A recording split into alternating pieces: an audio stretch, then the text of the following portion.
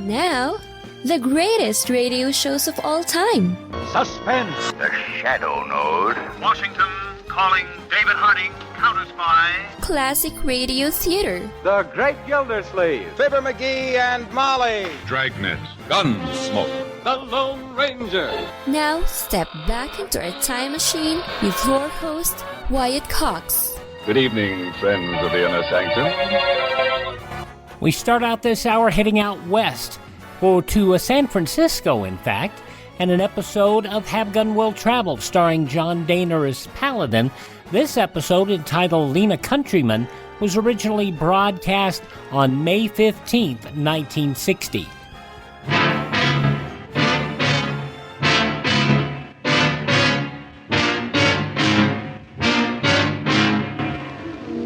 You're not being fair to your father if you don't give me an explanation to take back to him. He went to some expense to have me make this trip.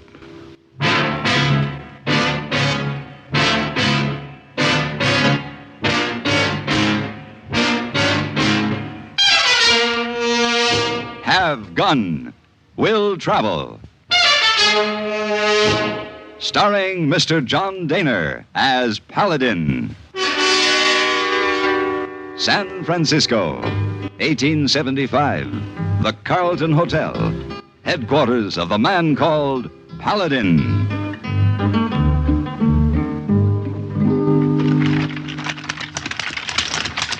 Whoa, Emily! Whoa! Here you are, Mr. Paladin. Thank you, Alex. Would you be wanting me again today, sir? No, I'm spending the rest of the day up in my room. I have a long, hard trip ahead of me tomorrow. For your trouble, Alex. Oh, thank you, sir. Lummy, my pleasure. Good day, sir. Good day, Alex.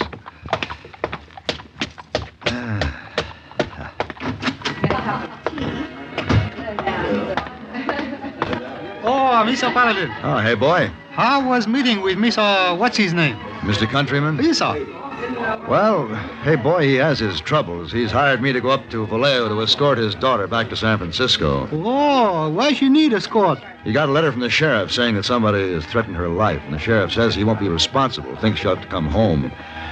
But she's a schoolteacher up there, and she doesn't want to come home, so Mr. Countryman wants me to go get her. You'll leave tonight? No, tomorrow, first thing. Would you make sure there's a horse ready for me at the livery stable in the morning? Yes, sir. I'll be up in my room. I'm going to finish that book I was reading and get to bed early. No visitors, hey, boy. But Mr. Paladin, Huh? the colonel is still in your room. The what? Yes, sir. He have many drinks of brandy and just sits there staring at chessboard. We finished that game before I went out. Oh, he say he find way out of checkmate. He wait till you come back. He plenty tipsy by now. Oh, no. Hey, boy, go tell him that I was detained, that I won't be back tonight. Let me know when he's gone. I'll be over in the bar. Oh, yes, sir. Mr. Paladin. Yeah? Also, while you're out, very pretty young lady ask for you. She say she wait in bar till you return. She lady from room 401. That lady. Well, it doesn't look like I'll finish reading that book tonight, does it, hey, boy? Oh, no, sir. But life in Carlton Hotel much more fun than life in book. Maybe so? Hey, boy, you could be right.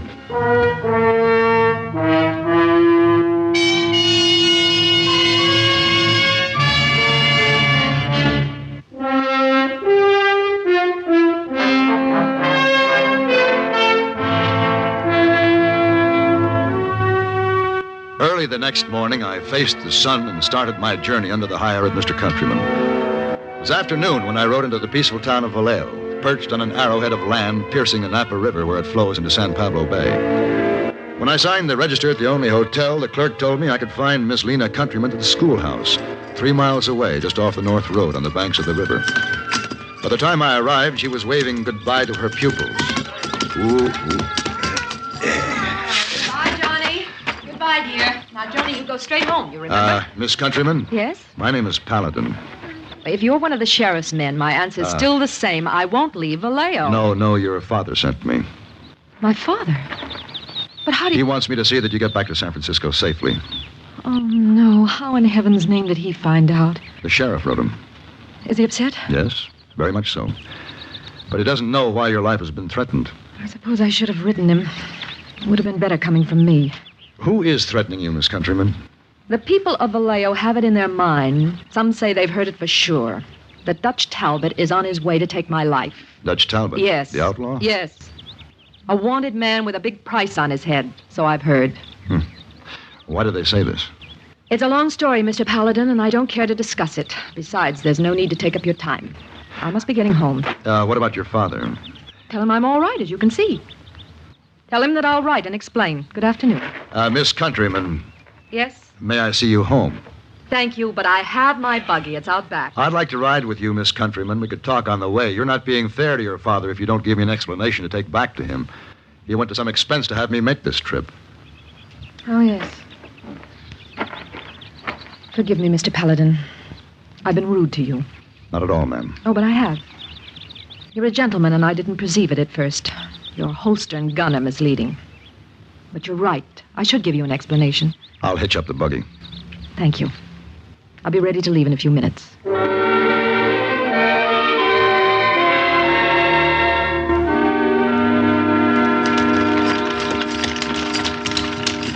I don't usually take the North Road, Mr. Paladin. There's a wagon trail along the river that's much shorter.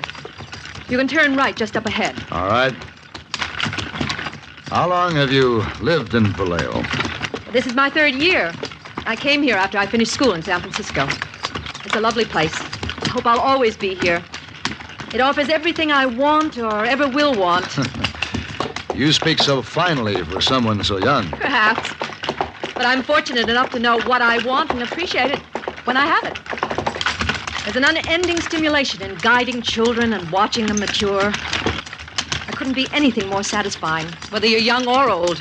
You can turn here. All right. Well, you're a dedicated woman, Miss Countryman. But why would Dutch Talbot or anyone else want to take your life? Why, if he does, it's because he probably thinks I'm responsible for his son's death. I didn't know he had a son. The people in this town knew. Poor boy. As I heard it, Jerry Lee's mother died when he was born. Dutch Talbot brought him here to live, to be raised by his brother, Doss. Dutch always came back to see Jerry Lee about once a month, till the law stamped him as a wanted man. But why would he think that you were responsible for his son's death? I was taught that a teacher shouldn't love one child more than another, that she should show them all equal consideration. But we can't always live by the book, can we, Mr. Paladin? No, I guess not. I loved Jerry Lee. He was 8 years old. I loved him more than any of the other children. I wanted him to have every opportunity available. I wanted him to be the best pupil, the most accomplished, as if he were my very own. That was my Mr.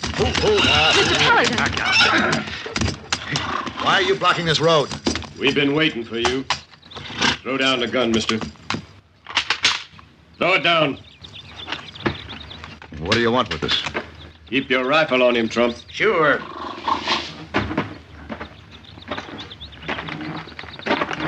Now get down, mister, and mount that horse you have tied in back. I'll drive the buggy. Who are you? Why are you stopping us? You wouldn't be Dutch Talbot by any chance. No chance about it. Now get down. So, what are you going to do? Never mind what I'm going to do. You get on that horse. Move.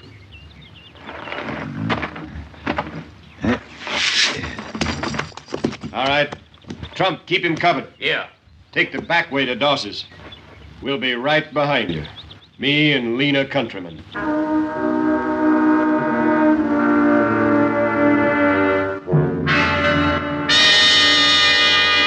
May 15th, 1960. Have Gun Will Travel on Classic Radio Theater with Wyatt Cox. Let's see, if something costs less, but people are happier with it, that sounds like something to look into, and that's MediShare. Maybe you've heard switching to MediShare to pay for healthcare can save the typical family $500 a month, and that's huge, but it's also true that people are way more satisfied after making the switch, too. The customer satisfaction rate for MediShare is double that of the typical health insurance plan. Double. MediShare works. It's been around for more than a quarter century, and members have shared more than $3 billion of each other's bills.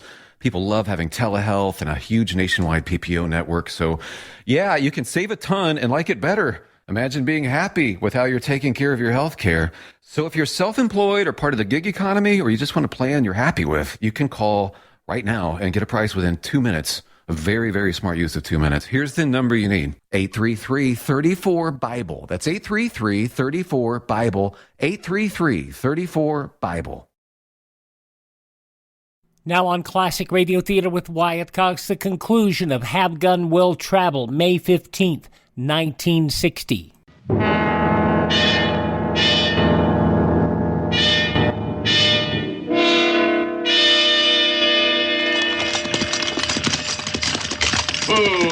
Who there? All right, Miss Lena. Get out of the buggy. Why did you bring us here? You, mister, get off that horse. Come on over here with her. Yeah, stand in front of me. Trump, hide the buggy in the barn. All right. Now you head for that door.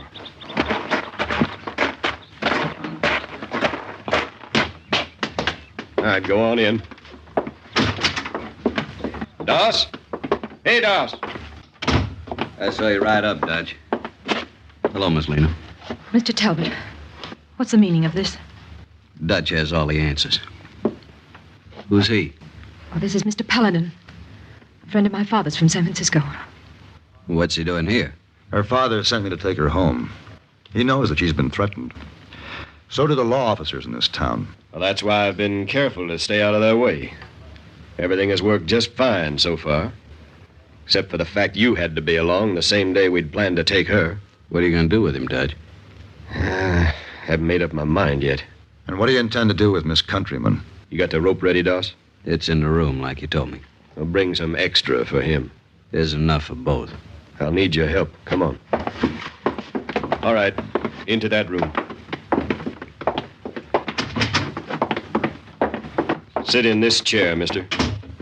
You tie him up good, Doss. Sit there, Miss Lena. On the bunk bed. Your turn is next. You don't have to tie me up to kill me. Oh, I'm not going to kill you with this rifle. I got something prettier planned for you. A nice, clean death. Just like the one you gave Jerry Lee. His death was an accident. And you caused that accident. You caused my son's death. You got no right to go on living when he's laying out there under the ground. Why are you torturing her? Shut up! It's got nothing to do with you. If she says it was an accident, you know it was. And it doesn't make any sense you want to kill her. You get me riled, mister. I'll blow the top off your head. Mr. Paladin, can't you see it's no use? Yeah, he's finished, Dutch. Good work, Doss. Now her? Not yet. You know whose room this is, Miss Lena? You know whose bunk you're sitting on? Yes, Jerry Lee's. He'll never see this room again. He'll never wear that jacket hanging on the door. Never again. Those pants laying on that trunk were the ones he wore when they pulled him out of the river. I tried to save him, but it was too late. You should have learned him how to save himself when he was learning him how to swim. He was a good swimmer, the best in school. Then how come he had to drown if you're such a good swimmer? I don't know. He went out too far, he got cramps or something, I don't know. You had no right teaching them kids how to swim. It was for their own protection.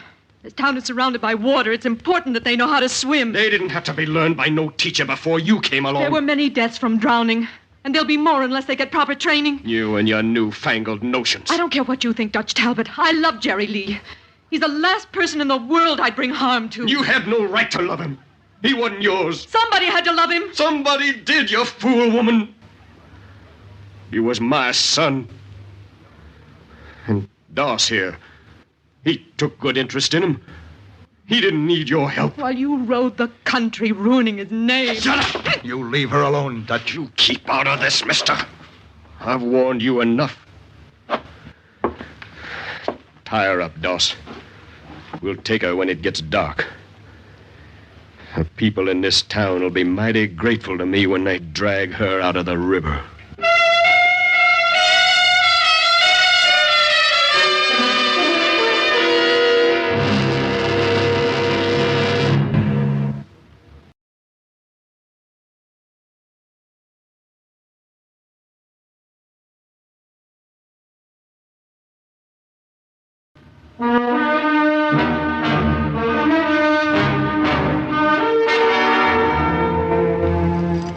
They left us in the room. And for the next few hours, Lena Countryman sat there tied hand and foot without saying a word. Her eyes were filled with tears as she glanced at all the reminders of Jerry Lee. She seemed to suffer more from the memory of the boy than from the thoughts of going to her own death. When Dutch and Trump came to carry her out, she only said, "Be gentle to my father." A few minutes later, I heard them ride away. Rich. No. No use trying to free yourself, Mr. Paladin. Those knots will hold you till I cut you loose. And when will that be? Well, that's up to Dutch. And what do you say, Mr. Talbot? What makes you think I'd go against my own brother? Because you don't agree with what your brother thinks. Why do you say that? I saw your face this afternoon when he was racking her with his remarks. You felt sorry for Lena Countryman. You could be right, but what can I do about it? Cut me loose. That should kill me. I suppose he would, wouldn't he? You couldn't help her now. I could try. All right. Thanks. Where would they be? That stretch of the river by the schoolhouse. Same place it happened to Jerry Lee. All right, I'll need a gun. There's one in the front room.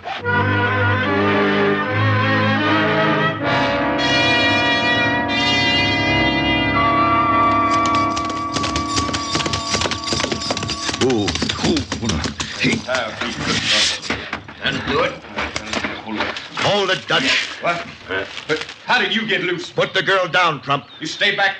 I'll kill you if you try to stop us. Make your play, Dutch. I'm coming in. Throw her in, Trump. Throw her. Don't you do it, Trump. I told you to stay back, Paladin. No, you... Lena. Lena. Lena. All right. Come on now. I got you. I got you. There. All right now. Here. Now let me get this gag untied. There we are. I'd already made up my mind that I was going to die. I held my breath underwater after I knew you were here. I'll have to get a knife to cut the ropes. I think Dutch has one of them.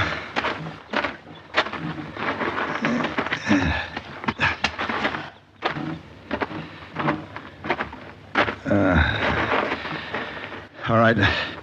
Hold still now. Are they both dead? Yeah. What a terrible thing. Well, the law would have caught up with him sooner or later anyway. There you are. Let me help you up now. Thank you. There you go.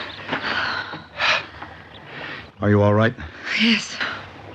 And I have you to thank for it. How could I possibly tell you how grateful I am? No.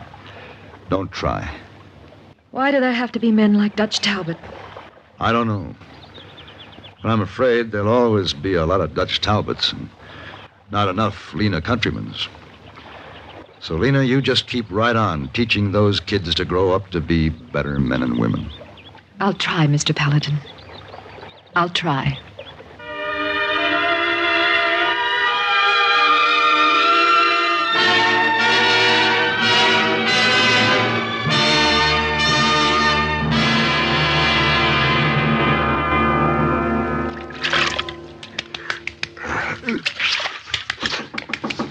Just a minute. Yeah. All right. I'm coming. Oh, Mr. Paladin, I'm so sorry to disturb you. It's all right, Miss Wong. I was just getting ready to shave. Oh, hey, boy, say that a Mr. Countryman downstairs, very upset, wants to see you. Already? Already. I just got back last night. How did he know? Oh, news traveled fast from Carlton Hotel. Especially with Hey Boy helping it along. Oh, hey, boy, very happy when you come home. He tell everyone. Yeah, so I've noticed. Maybe you can sneak out and not see this Mr. Countryman? Oh, it isn't that, Miss Wong. I want to see him. I planned to anyway this morning, but not until after breakfast. You have trouble with this man? No. I'm afraid he isn't going to pay me because I didn't bring his daughter back from Vallejo. Oh, well. At least he'll be happy to learn that she's all right. If she's all right, maybe he pay you anyway.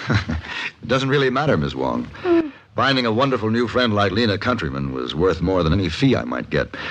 Go back and tell him I'll be down in about 5 minutes. Ahí está.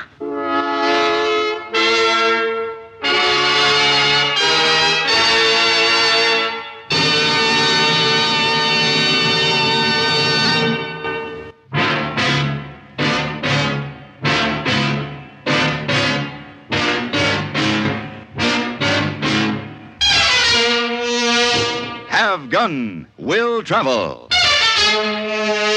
Created by Herb Meadow and Sam Rolfe, is produced and directed in Hollywood by Frank Paris and stars John Dehner as Paladin, with Ben Wright as Hey Boy and Virginia Gregg as Miss Wong. Tonight's story was specially written for Have Gun, Will Travel by Mr. Paris. Featured in the cast were Russell Arms, Harry Bartell, Charles Lung, and Gene Bates. This is Hugh Douglas, inviting you to join us again next week when CBS Radio presents Have Gun, Will Travel. The only radio show adapted from a television show in the Golden Age. Have Gun, Will Travel, May 15th, 1960, here on Classic Radio Theater with Wyatt Cox. We're going to stay on that same date, May 15th, 1960, 62 years ago, for an episode of radio's outstanding theater of thrills, Suspense, and a story called Deadman's Story. And we'll be hearing that next. No offense, but are you a little fat when you look in the mirror? How would you like to learn the secrets to lose 3 to 5 pounds a week easily without joining the gym or going through any crazy diets? It's called Body Sculpt by Med Diet. For the last 2 decades, we've been helping people just like you that have pounds they want to shed. We've helped millions of people lose thousands and thousands of pounds over the years. And now it's your turn. Learn the secrets of how to lose weight with one simple phone call. You'll see an amazing difference in a matter of days. Don't believe us? We'll offer you a money-back guarantee. If you're ready to start losing weight right now, call right now to learn more about your risk-free order to Body Sculpt. Call for your risk-free offer. 800-738-5332. 800-738-5332. 800-738-5332. That's 800-738-5332. Are you in bad pain? You know what I mean.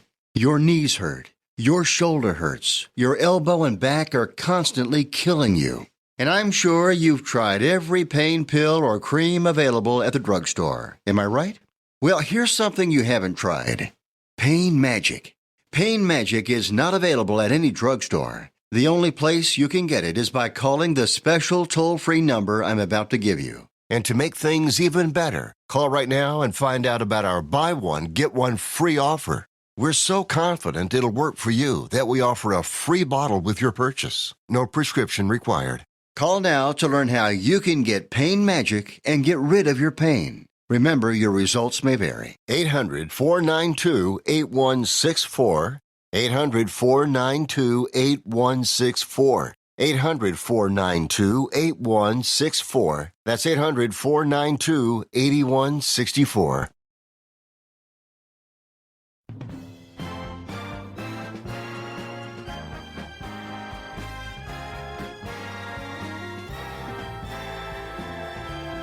Now an episode of radio's outstanding theater of thrills, Suspense, May 15th, 1960, Deadman's Story on Classic Radio Theater with Wyatt Cox. And now, another tale well calculated to keep you in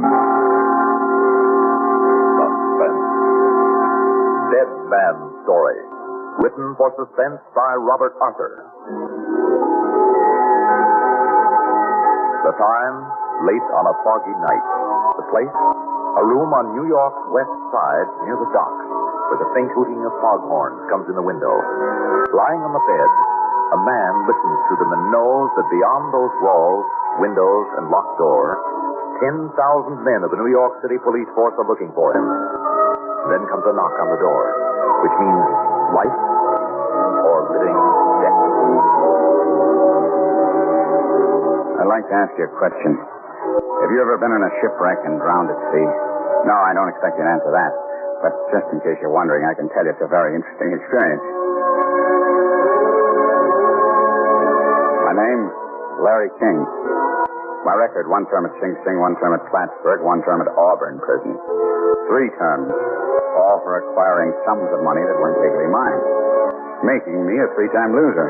A very uncomfortable position to be in, especially since there was a 4th charge against me and I was hiding out, quite broke and without much hope, when she came to my rescue, as she had so often before. Larry, Junior. Julia, come in quickly. How'd you find me? You phoned me. Oh, Larry, why did you do it? Very good question. Just a bad habit, I guess. But you promised. I never was very good at keeping promises, was I? So this time you'll be sentenced for life. Now, that's occurred to me, Julia. But you shouldn't have come here. I couldn't leave you here to be caught. You always turn up when I need you, Julia. Why? Because I remember the good things about you, not the bad. The good things about our 4 years together. It's time you thought of yourself now. Your present husband, a bank executive. He wouldn't like to know that you still come to my help. I can't help it. You'll have to get out of the country. I'll raise some money, sell some of my jewels. Steve will help me find a freighter captain who will take you to South America. So you let me do this one last thing for you, Larry. Yes, Julia. And I promise not to come back. 3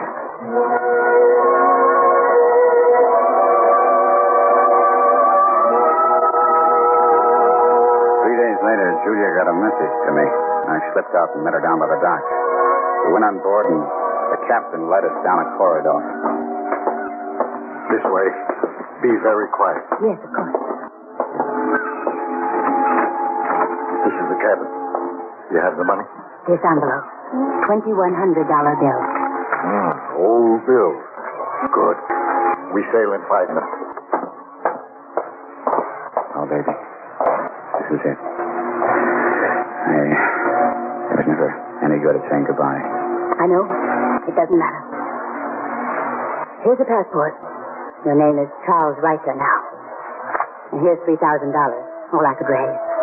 You won't get into trouble about the jewelry? No. Tom will never notice it's gone. Julia. Yes? In spite of everything, I want you to know that there was never anyone else for me but you. Larry. That's it, Julia? Yes. Of course.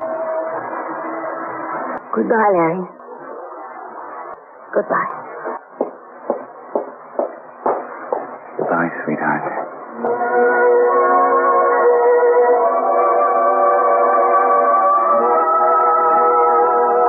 Half an hour later, from the porthole of my cabin, I could see the lights of Manhattan fading away. I had nothing to do but wait. The ocean rolled away behind us. The weather grew milder. And on the 17th day, we entered a Honduran port. As soon as we docked, I met the captain on deck. Are you ready to go ashore, senor? Ready as I'll ever be. You have a passport? I have a passport. I am not expecting trouble. One hopes not, but it is easy to be sure, senor. How? The customs officer is my friend. For $1,000, I can guarantee no trouble. You can you? And if I don't pay off, you might just tip a word to the customs officer? No, senor, I did not say that. And maybe the money would wind up in your pocket? I smell a rat, and it's you. It is a mistake to speak to me this way. We should be friends. Friends? Listen, you're chiseler. You're not putting the squeeze on me. You see what I have in my pocket? God, senor, I'm warning you. We're walking down that gangplank together. If things go smoothly, fine. If they don't, I'll shoot. You would not dare. It wouldn't be any worse for me than returning to the States to face life imprisonment. In fact, the idea of shooting you rather appeals to me. The senor makes a very funny joke. There will be no trouble.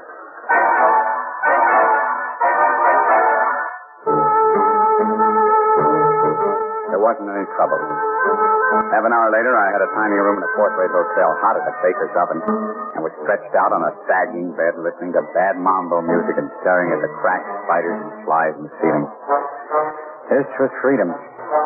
But I was already beginning to wonder if it wasn't overrated. As the weeks went by, I wondered more. The food, if anything, was better at Sing Sing. I couldn't work, you see. I couldn't leave. I couldn't do anything except save my money and see how long I could hold out. This might have gone on for a year if it hadn't been for my visitor one evening. Come in. Oh, I thought it was a houseboy. Afraid you got the wrong room, mister. I don't think so, King. I'm Lieutenant Sanders of the New York Police. Oh, you sure you got the right party? I was never more sure of anything. How'd you find me? An anonymous letter a couple of weeks ago. Somebody who couldn't write English very well. Yeah, that figures. But suppose I say I'm not going back with you.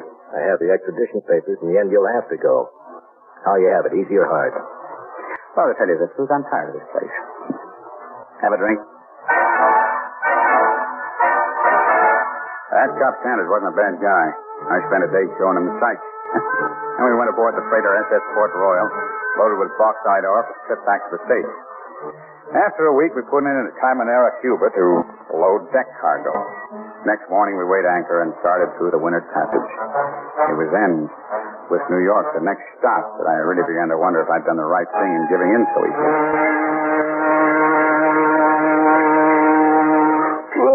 Time to turn in. Want a nightcap? No, thanks. All right, put out your left hand. What for? I'm handcuffing you to the bunk. Why? Where would I go? I've been a cop long enough to know what a prisoner is thinking. We're in the Bahama Channel now, passing one island after another. It wouldn't be too tough to cut a life raft loose. You got me all wrong. I'm playing it safe. Put out your hand. Oh, now look, Lieutenant. What's wrong? That's the emergency signal. Look out, Lieutenant.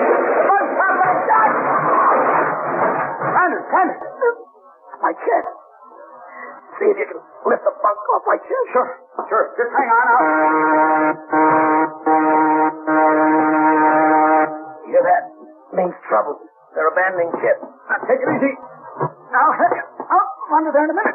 So is you. My legs are dead. Ship's sinking.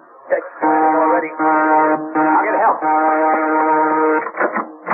What is it? What's wrong? Let's go. I can't open it. It's jammed. Try breaking it down. Hurry. I can't break it. It's metal. Well, try yelling. Help! Help! We're in cabin 2. Help! There's no answer. Everyone's getting off the ship fast. There go the lights. Ooh. Feel it lifting. We're going down fast. Must have ripped a big hole in it. Help! Get us out of here! Get us out! No use. They've all gone. Notice how quiet it is? Yes. We're below the surface. We're going down now to the bottom. Feel a pressure in your ears? We can't be going down yet. There's no water in here. We're still breathing. Then the ship must hold an air pocket. That's the only reason we aren't dead. But we're living on borrowed time.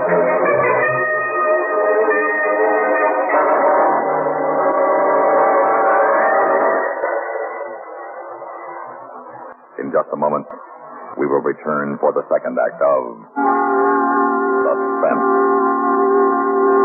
May 15th, 1960, Suspense on Classic Radio Theater with Wyatt Cox. Are you suffering with arthritis or osteoporosis? Do you have diabetes? Did you know that these are just 2 of the hundreds of diseases that have seen improvement with Dr. Wallach's incredible longevity products? You can't get them at a health food store. The only way to get them is to call us at 800-214-0065. That's 800-214-0065. Do you have heart disease, fibromyalgia, or high blood pressure? Do you have a terrible time losing weight? Dr. Wallach can help. He was a veterinarian and cured diseases in animals. He felt that he could do the same for humans, so he became a physician. Over 50 years of research and helping people like you goes into every bottle of Dr. Wallach's amazing discoveries. Do you want to feel better? Learn how to treat the cause of your problem rather than covering up the symptoms with drugs. Call 800-214-0065. That's 800-214-0065. Now on Classic Radio Theater with Wyatt Cox, the conclusion of Suspense, Deadman story, May 15th, 1960. 2 hours later, we were still alive. We shouldn't have been, but we were. The deck slanted at a 35-degree angle, and everything was completely sound, except for the beating of our hearts. King? Yes, Lieutenant. I don't feel so good. Every breath feels like the last. But we're still alive. Well, there's life, there's hope. Some hope. 2 men trapped in a cabin full of air and a sinking ship 50 feet underwater. Who's going to come by and rescue us? You never can tell. What was that? Cargo ship. Bulkhead giving way, maybe. Feel the ship move? We're rolling to a different angle now. What was that? The ship's unjammed the cabin door. It just swung open.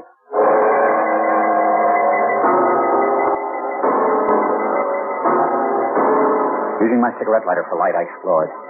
Just a few feet below us was the water, black and rippling a little as the ship shifted with the movement of the cargo. Up ahead were a couple of cabins I could enter, and a heavy door that I didn't dare open unless I let the air out. I found a jug of water and an iron rod. I could use as a crowbar.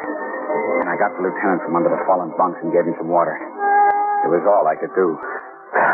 Thanks, King. But I guess pretty soon you'll have a little more air for yourself. What do you mean? I'm dying, I can tell. Thought it was you who just said, while there's life, there's hope. Just whistling in the dark. You're on cargo. You feel the ship shift? We're carrying bauxite off Brazil. It slides easily. Let's slant. There it is again. The whole ship's vibrating. I guess some of the hull plates near the bow have been ripped open. The ore is pouring out of the holes into the sea. Stop. And we're moving. There. They're bubbling out. We're in. We're moving. We're going up. Feel that jerk? Why? What's happened? We've lost thousands of tons of ore. The ship's lighter. The flat air is taking us up. You think we'll reach the surface? I don't know. Look out the porthole. The water seems to be getting lighter. Listen. If the ship reaches the surface, it'll only stay a few seconds, then dive to the bottom. You won't have much time to get out. You mean we won't? Come on, I'm taking you up to the deck. The Sanders on my back. I pulled myself inch by inch up the steeply sloping corridor. I could feel the ship jerking and shuddering as we rose. The sound of water and air bubbling grew louder. I reached the companionway.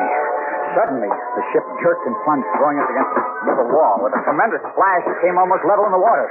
We were on the surface.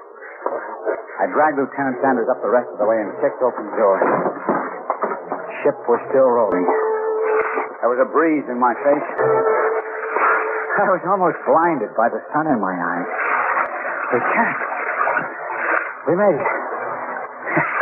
You ever expect to see sunshine again? Make it fast. It may go under any second. I'll make it fast. Here's a life raft. Let's get the lashings untied. Hurry, man! Hurry! Son, these lashings are half untied. Somebody worked them earlier. There. Now let's slide down into the water. There, that does it. Now we can get off this ship, Lieutenant. Can you? Lieutenant!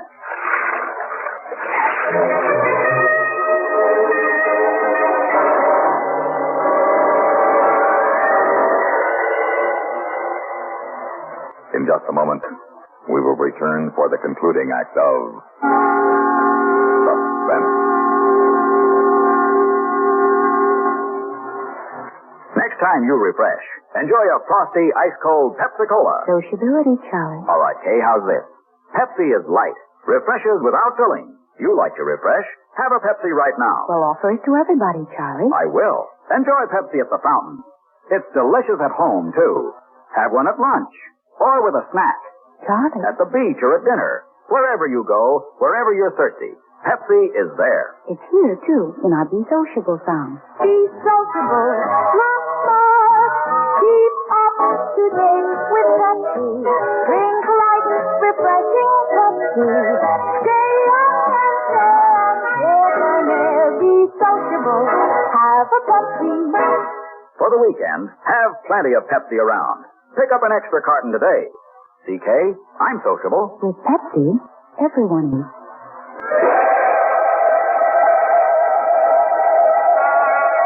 The lieutenant lay looking up at the sky, his eyes wide open. But he was dead. I helped myself to the money in his wallet and the passport. He wouldn't leave them where he was going. Then I slid down to the life raft and began paddling away. 10 minutes later, the Port Royal slid under for good. And I was alone on a calm sea with nothing in sight but sky and air.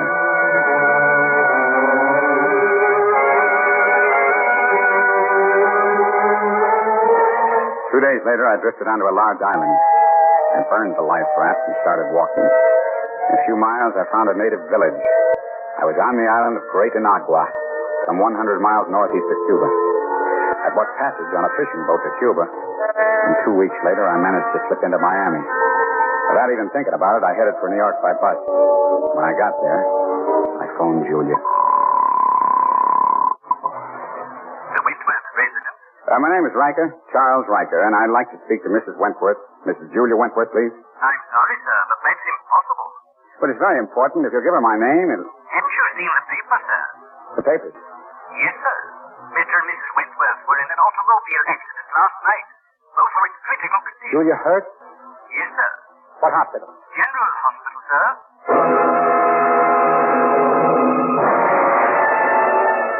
sorry, sir, but you can't go in that room. I have to see Mrs. Wentworth. I'm a personal friend. I'm sorry, no one can see her. Mrs. Wentworth is on a critical list. Please, just for a minute. It's really quite impossible. But I've got to see her. Talk to her. She's been unconscious for hours. Now, I'll have to ask you to leave. But when she regains consciousness, can I see her then? Only if you're a member of her immediate family or her attorney. Now, this way, please. As I left the hospital, I remember that once Julia had said that John Werby was the family lawyer. I had to see her, and he could arrange it. I found his office in the phone book and went there, and an hour later got to see him. You say your name is King? Lawrence King? Yes, Mr. Werby. Julia probably never mentioned me to you, but you may know that we were once married. Oh, yes, I know. In fact, I know your name very well. But I can't get over your being alive. Both you and Sanders were reported dead. Survivors saw the ship go down. It came up again. I just soon everybody thought I was dead. Mr. Werby, I have to see Julia. I must see her. If only to let her know that I'm still alive. I'm very sorry, Mr. King. Very sorry. Both Mr. and Mrs. Wentworth are dead. No. He died an hour ago. She half an hour. She was dying while I was in there in the hospital. I'm afraid so. Julia dead. Can't believe it. Believe me, I sympathize fully. Mr. King. Yes? The fact that Mrs. Wentworth lived half an hour longer than her husband is very important to you. I don't see how. Mr. Wentworth's entire estate went to Mrs. Wentworth. Almost $4 million. Oh, what does it matter? She's dead. It matters a great deal. If Mrs. Wentworth had died first, her husband's estate would have gone to charity. Instead, it goes to her. She left a will. In that will, she leaves her estate to you. To me? Yes, almost $4 million. Less inheritance taxes, of course.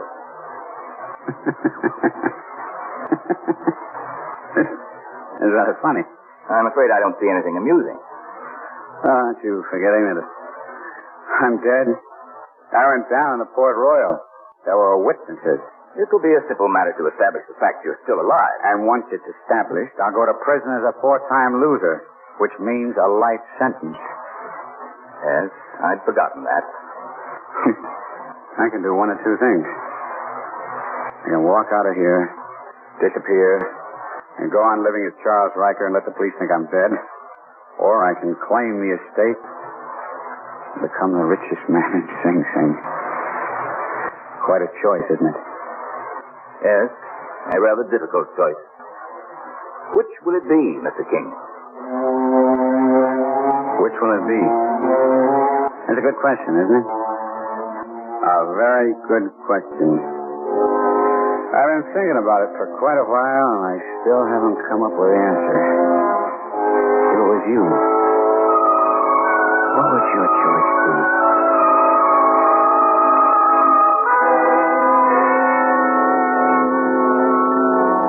Suspense.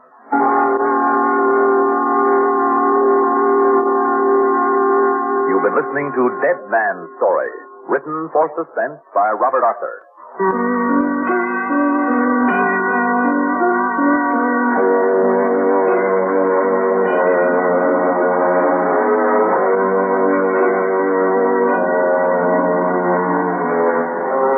Heard in tonight's story were Kevin McCarthy as Larry, Rebecca Sand as Julia, and Sam Gray as Sanders. Also included in the cast were Joseph Bowen, Guy Rett, Ruth Tobin, and Richard Kendrick. Listen again next week when we return with Out the Window by William N. Robeson, another tale well calculated to keep you in suspense. May 15th, 1960, Suspense on Classic Radio Theater with Wyatt Cox. If you want to know more about our program, go to the webpage, classicradio.stream, classicradio.stream. Thank this station, support their advertisers, tell your friends the great radio shows are right here at this spot on the dial. Classic Radio Theater with Wyatt Cox on your favorite radio station.